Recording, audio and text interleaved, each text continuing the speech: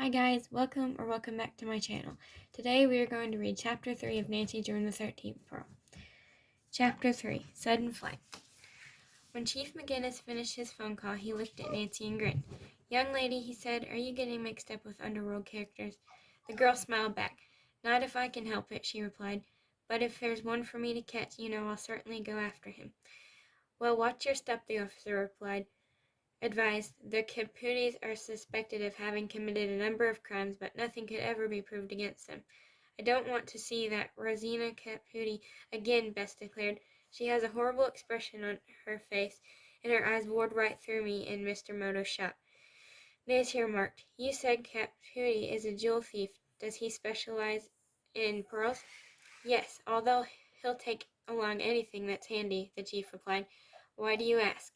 "Because that's what Mr. Moto works with primarily," Nancy replied. "I'd like to find out more about pearls. You should call on Professor Joji Mize," Chief McGinnis told her. "He is Japanese and has lived in this country a long time teaching Japanese art. He's a most interesting person, and I'm sure he can give you lots of information about pearls and the customs of his country. Tell the professor I suggested you get in touch with him." The girls thanked Chief McGinnis and left headquarters. "Let's call Professor Mize this afternoon," Nancy suggested as they climbed back into her car. "We can have lunch at my house first," Bess and George agreed. Later, when they were about to leave the Drew home, Nancy's dog Togo, a frisky bull terrier, barked and whined. "He wants to come along," said Nancy. "Listen, old fella, if I take you, will you behave?" Togo wagged his tail vigorously, which meant that he was promising to be good on the trip. He jumped into the passenger seat in the front, so Bess and George climbed into the rear. When they reached the Mize house, Nancy left Togo in the car and opened the 4 windows part way for air. The girls found Professor Mize at home. He proved to be charming, and his wife a lovely, dainty lady. He considered the police chief a good friend and a very fine officer. Nancy asked the professor about his native country, and he began to describe Japan, its customs, and some of its history. As he was talking, a large, beautiful tortoise-shell-colored cat wandered into the room, jumped upon the sofa, and settled down to go to sleep. "What a beautiful animal," Nancy remarked. Professor Mize told her that it was a Mike Nico. They are a great rarity, and among Japanese fishermen there's a superstition that these cats can make accurate weather forecasts. Japanese sailors often have one or more aboard their vessels. It is even said that they are a charm against shipwreck. "How interesting," said Bess. "We owned a cat, but admitted it was not as beautiful as this one." Then she requested that the professor tell them something about the history of pearls. "They're only found in the waters of Asia, aren't they?" she asked. "Oh no, pearl oysters live in many parts of the world," the professor replied. "Did you know that even American Indians prize pearls and wore strands of them?" The girls shook their heads, and their host continued. Not every tribe did, mostly the ones along the seashore. Indians in Virginia, for instance, liked necklaces, beads, and sometimes even anklets made from pearls." George spoke up. "How did you find out about this?" The professor said that it was reported in old documents by white settlers of the 17th century. "Even in Ohio," he went on, "which is not on the ocean, skeletons with pearls in their mouths were found dating back to the era of mound builders." George raised her eyebrows. "In their mouths? I suppose the Indians believed that the healing propensities of the pearls would be beneficial for the dead person's journey to the happy hunting grounds. You know that the pearl was used for medicinal purposes when that science was still in its infancy. In India, for instance, people used to insert one or more pearls in the wounds of injured warriors to help them heal." "Do pearls last forever?" Beth asked. "I do not know about forever, but one pearl found in a Japanese storehouse was 1,000 years old. After the dust had been removed, it turned out that the pearl had retained its original luster." "How marvelous!" Bess exclaimed. Just then Nancy heard Togo barking. She looked out the window in time to see him leap from the car. He ran to the house and whined to be allowed to come in.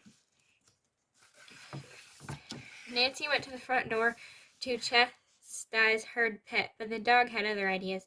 He scooted past her into the living room when he heard voices.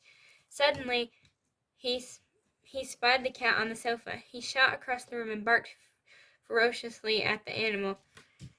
The Mike Nico stood up and arched its back. Togo put his paws on the couch and yapped at the cat. Frightened, it jumped onto a table, knocking over a beautiful Japanese vase.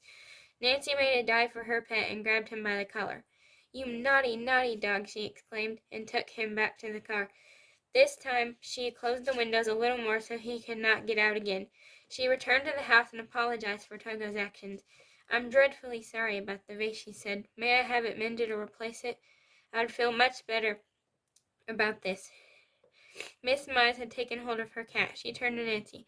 "You are not responsible for this mishap. I would not think of permitting you to buy us another one." Although Nancy was very insistent, her host and hostess would not give in. To help the girl over her embarrassment, the professor went on talking about Japan and pearls. He mentioned that for thousands of years people knew only of natural pearls found in oysters. Then came the industry of pearl culture, he said. "Today it is one of the biggest businesses in Japan. You really should visit that group of beautiful islands and see one of the culture farms." "Just how are cultured pearls made?" George asked. "As far as the oyster is concerned, the same way as natural pearls. It happens when a small foreign object gets inside the shell, like a grain of sand, for instance. In the pearl beds, man helps this process by inserting a sphere ranging in diameter from 2 to 10 millimeters.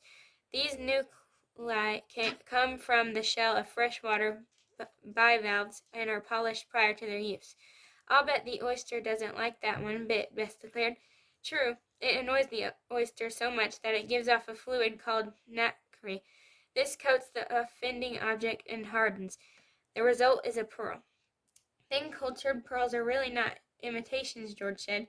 "Oh no, today that is practically all you can buy because few natural pearls are fished anymore. But in ancient times, divers searched the deep water for the oysters. They risked their health and many times their lives hunting for pearls which only royalty and aristocrats were allowed to wear." "How mean," Bess said. "That seems very unfair." Her cousin George could not resist teasing her. "Why, Bess, I always thought you wanted to be a queen." Bess made a face, but did not comment. "Professor Mize said my brother and his wife live just outside Tokyo. If you're ever in Japan, you might look them up. You would be welcome at their home, and my brother, who is retired from government work, would take you to one of the culture farms." George smiled. "Is it a Japanese custom to invite people to your brother's home?" The Mizes laughed. "In a way, yes," the professor said, "but we invite only people we like." "Such a trip would be very exciting," Nancy said, "but right now I can't leave here because I'm working on a case for Mr. Moto, the jeweler." "Oh, I know Mr. Moto well," the professor said, "a very nice man." The girls and the Mizes talked for a while longer about pearls in Japan. Then Nancy and her friends stood up to say goodbye. "Please visit us again soon," Miss Mize said. "We will be glad to tell you more about our country." The girls promised to do so, then thanked their hosts and left. The following morning Nancy suggested going to Mr. Moto's shop again. Perhaps he had heard from Miss Rosemeyer or had another idea as to who might have stolen her necklace. When the girls walked through the door, they were surprised to see a stranger standing behind the counter. Nancy inquired about Mr. Moto and was told that the jeweler had left very hurriedly for Japan. "My name is Kichi," the man explained. "I am a friend. Mr. Moto asked me to take care of his shop while he is away." "May I help you?" "Did Mr. Moto say why he was leaving?" Nancy asked. "No, he did not." "Does he have any relatives in Japan?" George asked. "Perhaps it was a family emergency. I do not know. He did not say." Nancy wondered if by chance the jeweler had received a lead to Miss Rosemeyer's stolen necklace and had gone to retrieve it. But why had he not called her? All three girls felt that Mr. Moto's sudden disappearance was quite strange. Was Mr. Kichi telling the truth, or was he covering up a secret or foul play? To verify his story, the girls began looking around the shop, admiring the various art objects. They called back and forth to Mr. Kichi, asking questions and receiving answers. Nancy drifted toward the back room where Mr. Moto had lain down to sleep the previous day. She wanted to look inside for clues. As she came closer, Mr. Kichi called out, "This way! Don't go back there! Come this way!" Nancy pretended not to hear him and hurried into the room despite his orders. She stopped short in amazement. The place was a shambles.